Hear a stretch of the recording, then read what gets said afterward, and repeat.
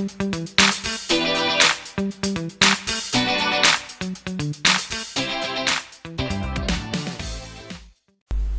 friends, welcome to Infinite Coaching Classes. Today we are going to discuss the exercise of CIVICS Chapter 2, Directive Principles of State Policy. So let's see. The guidelines are not enforced by tax courts. Answer is law. Next question. There is equal tax for tax, both for men and women. Answer is pay for work. Next question. One of the directive principles of state policies intends to protect historical texts and texts. Answer is historical monuments and places. Next question. A citizen can move the text if his rights are violated. Answer is courts. Next question. Political and social rights are inadequate until these rights were created. Answer is economic. Next question.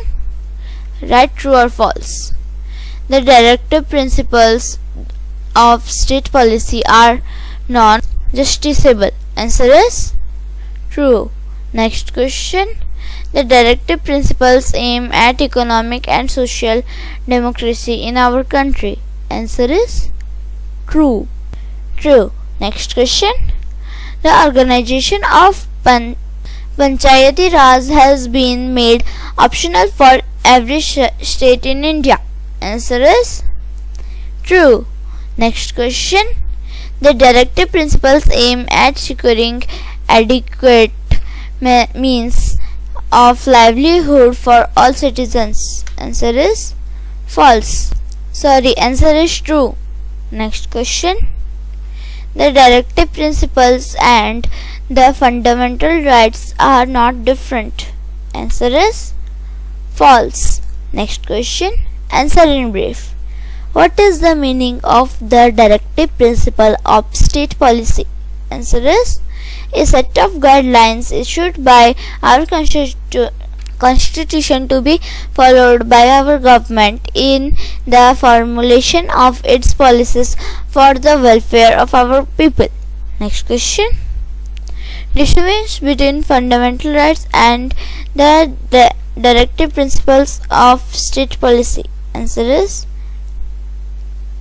directive principle of state policy, a set of guidelines issued by our constitution to be followed by our government in the formulation of its policies for the welfare of our people. Fundamental rights, a full-fledged chapter in the Indian Constitution makers. These rights are very essential for the good life and self-development of energy individual. Our constitution mentions the following 6 fundamental rights to our people. Next question. What is the importance of the directive principles to state policy? Answer is the importance of the directive principles of state policy is issuing directions of the future governments of the country for creating such conditions in which people could have economic facilities along with political and civil rights. Principles of state policy. Next question. What do you understand by the term welfare state? Answer is welfare state means a system whereby the state undertakes to protect the health and well-being of its citizens, especially those in need, by means of grants, pensions, and other benefits. Next question. Mention the categories into which the directive principles can be classified. Answer is the directive principles are broadly classified into 3 categories.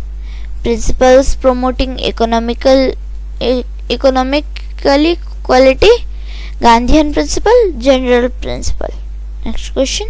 Answer in detail. Mention 2 directive principles with reference to development of villages, foreign policy. Answer is development of villages, to promote cottage industries on an individual or cooperative basis in rural areas, to establish village panchayats. Next question. Foreign policy, to promote international peace and security, to maintain just and honorable relation with other countries, to respect international laws and treaties. Next question. Mention any 2 efforts by governments to implement the directive principles of state policy. Answer is any 2 efforts by governments to implement the directive principles of state policy are equal pay for both men and women, welfare schemes for scheduled castes and scheduled tribes are being implemented.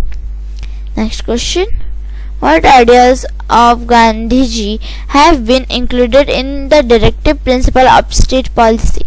Answer is the ideas of Gandhiji that have been included in the directive principle of state policy are to provide free compulsory education for all children up to the age of 14 years, to organize agriculture and animal husbandry on modern and prohibition of the consumption of intoxicating drinks and drugs, to promote the educational and economic interests of the weaker sections of the society, including the scheduled tribes, to promote cottage industry on an individual or cooperative basis in rural areas, to establish village panchayats. Next question. Mention any 2 directive principles promoting economic equality.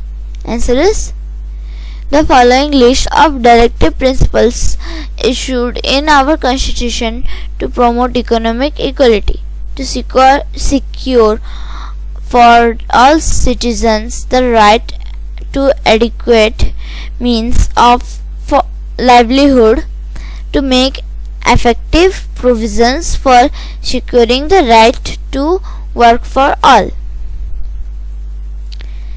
That's all for this video. If you liked this video, please like, share and subscribe our channel. Thanks for watching. Thank you.